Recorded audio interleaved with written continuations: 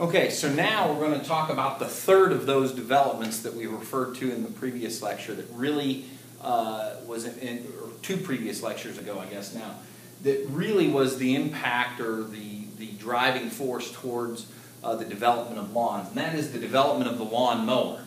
So it's important to realize that this process kind of took place almost concurrently as the Industrial Revolution took place both in the U.S. and in Europe, predominantly in the U.K.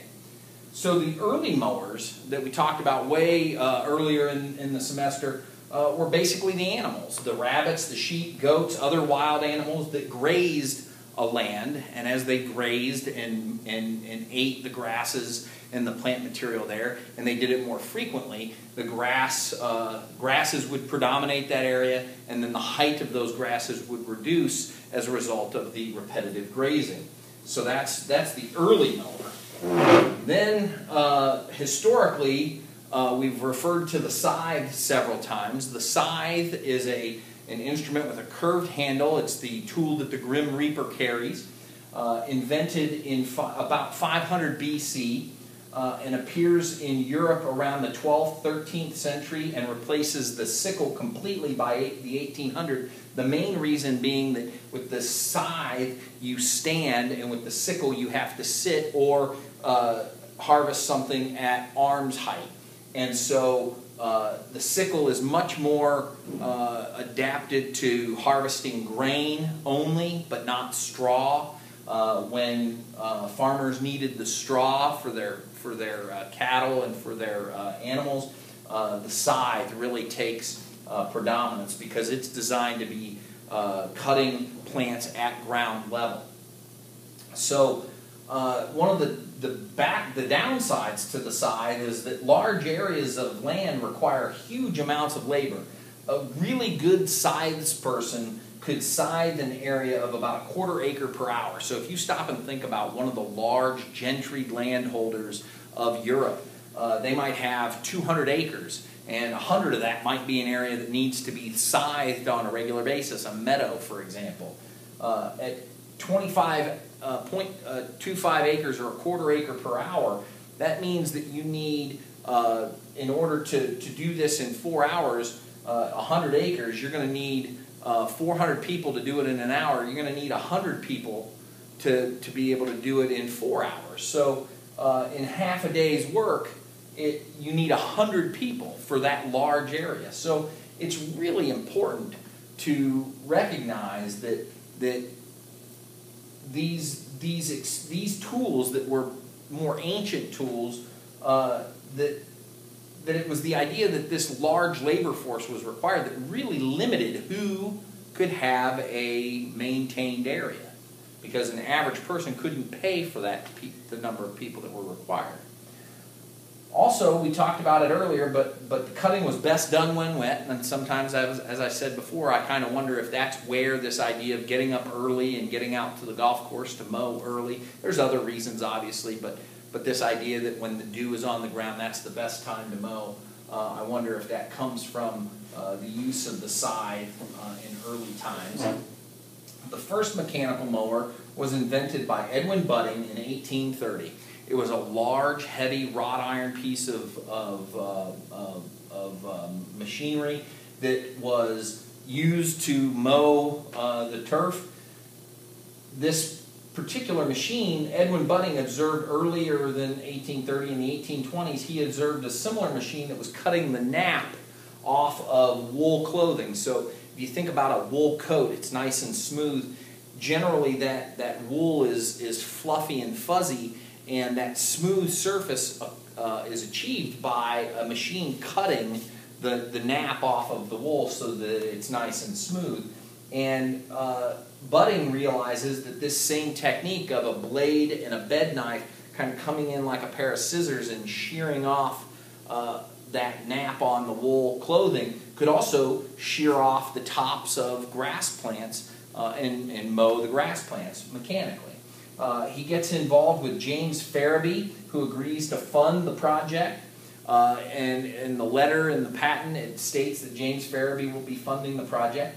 The challenge with Budding's invention is that it's very heavy.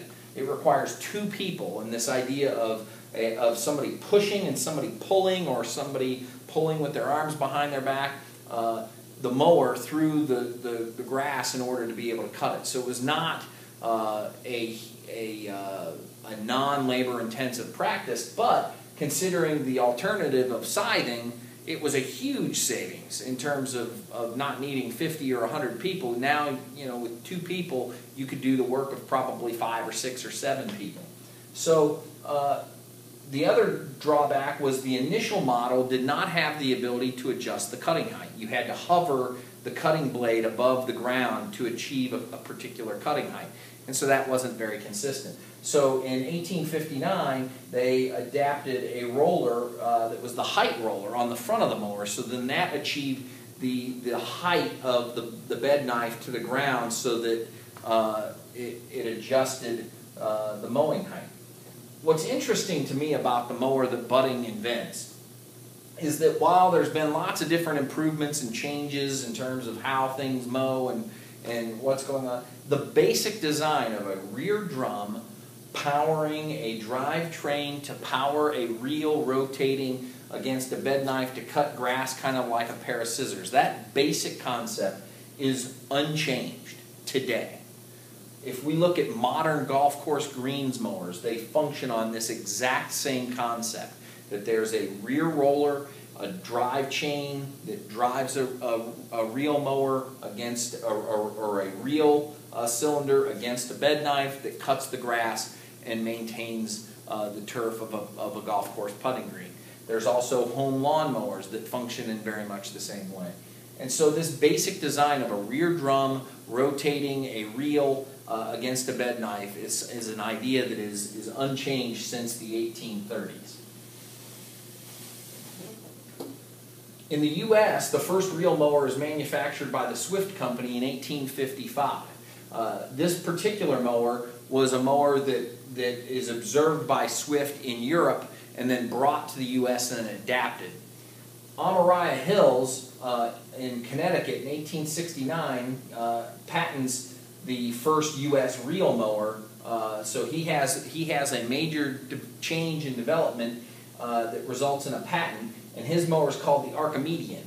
And this is in 1869, and the change is that instead of straight-bladed reels rotating, so a reel straight across the blade, if you can imagine that reel with the blades going straight across and then twisting it so that the blades now curve in a helical fashion across the mower. So now the blade is only in contact with the bed knife across a very short width as it's rotating and cutting that grass, is something that Amariah Hills develops. And this helical reel blade is something that we have again today in most of our reel mowers. Thomas Green and Son in 1859 invent the Silens Messer, or the silent cutter, and the major change that the Silens Messer brings is a chain drive rather than a gear drive that results in quieter mowing and quieter cutting. It also allows for the mower, because you can take the chain off and then spin the mower backwards, allows the mower to be backlapped. And this is a practice, again, that is still practiced today, that allows you to keep the mower in good tolerance, so that you're mowing with a high quality of cut, and you're matching the blade to the bed knife and making sure that it's lined up properly so that it achieves a very high quality cut. Also, this is where we start to see a grass collection box as an option more prevalently highlighted in advertising and things like that.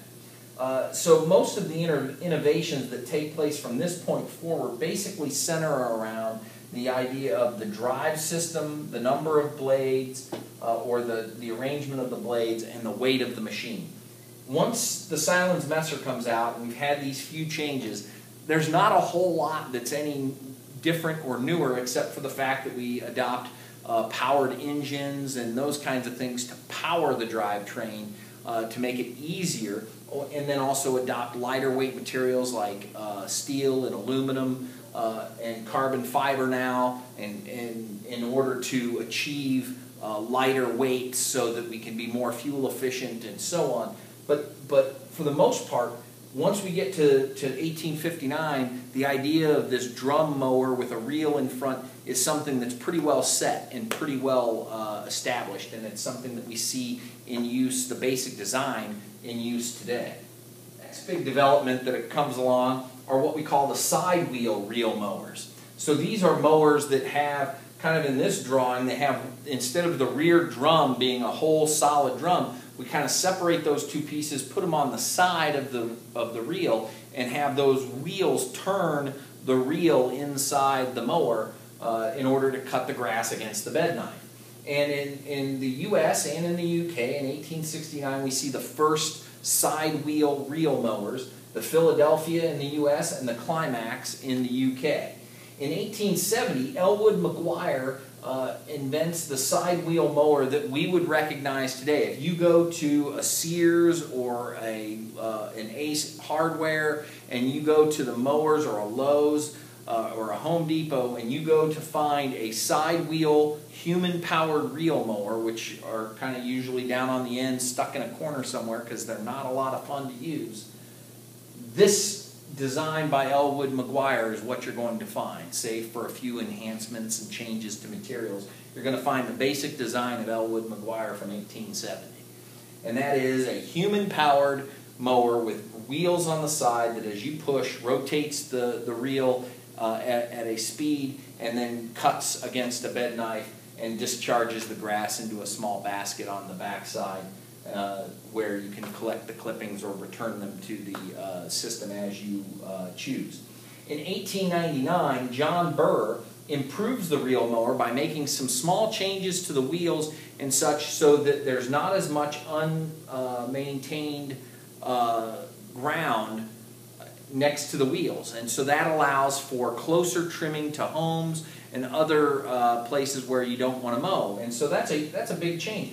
Interestingly, John Burr is one of the first patents given to an African American. So if we stop and think about that, that's less than 35 years after the Civil War. We're seeing African Americans patenting materials, and one of the first things that an African American patents in the United States is an improved reel mower that is in large part, with the addition of the designs of Elwood McGuire and then these improvements by John Burr, what you would see today. So really, that human-powered reel mower that you see at the Home Depot is kind of circa 1870 to 1899 technology. So that's John Burr and the side wheel reel mowers. Some other developments that occur over the course of this period. In 1842, we see a use of horsepower as a driving mechanism for mowing. That allows for larger cutting widths, for larger expanses of turf. Prior to the horsepower, and even with some of the other small models that the other companies develop, we see cutting widths anywhere from 6 to 12 to 18 inches, maybe 24 on the outside. 18 to 24 still requires 2 people. Horsepower units, the first of which was designed by Alexander Shanks and came with leather boots to prevent turf damage. This one allows for 35 or 40 inch cutting width, so larger expanses, parks and other kinds of things can be used, can be mown. 1893, Sumner develops the Leland steam mower. Really neat idea, coming out right about the time steam power is really in full flourish. The problem is that the Sumner steam mower, the Leland steam mower, weighs 1.5 tons. And so it's not a very practical mower to be using mowing grass. But this idea of having a non-animal powered mower to drive a drive system and move it is an important development that takes place with the steam mower. And shortly after, in 1899 and 1902, Coldwell in the U.S. and Ransom's in the U.K. developed the first internal combustion powered mowers, where we're using an internal combustion engine to drive our drum mower, our reel mower across an area. In 1952, we see the first commercially successful rotary mower. Mr. Mervyn Victor Richardson invents the Victa and it's originally called the peach tin mower because he used scrap metal and a peach tin to hold the fuel. And this occurs in 1952. And this rotary mower, he gets the idea for it by taking an engine that was used to drive a reel mower and tipping it up on its side and then using lighter weight materials. There was a previous rotary mower, but it wasn't commercially successful, called the Mower. And the Mower used this same concept, but had a gear drive to drive the rotary. So he had the idea of taking the engine, tipping it up on its side, and using the drive shaft to spin the blade in a rotary motion and allow for a rotary cut. This resulted in much lower costs and lighter weight units for homeowners to be able to use. And so that's really the major change. Changes after this, we see in the 60s the development of a hover mower using a cushion of air. Many of you might know this as a fly mow, still in use today on lots of golf courses and highly manicured grounds with steep slopes because of its ease of use and relatively lightweight. So there's lots of changes that occur after this, but most of the changes to the mower after this are subtle shifts or different drives, like the hover mower, which was developed by a man that was in the British Army and worked on hovercraft, and so then he developed the hover mower as a result. But these other developments really don't fundamentally change how the mower is working, either a rotary or a reel fashion of mower. And so by the time we get to the 50s, we've really seen the development of the mower, and then after that we're seeing tweaks and shifts on how mowers are used throughout lawns and turf grass areas to maintain those. So as nice and new as some of these mowers seem, and in fact technology-wise, a lot of that technology comes from the early designs and early development of the lawnmower.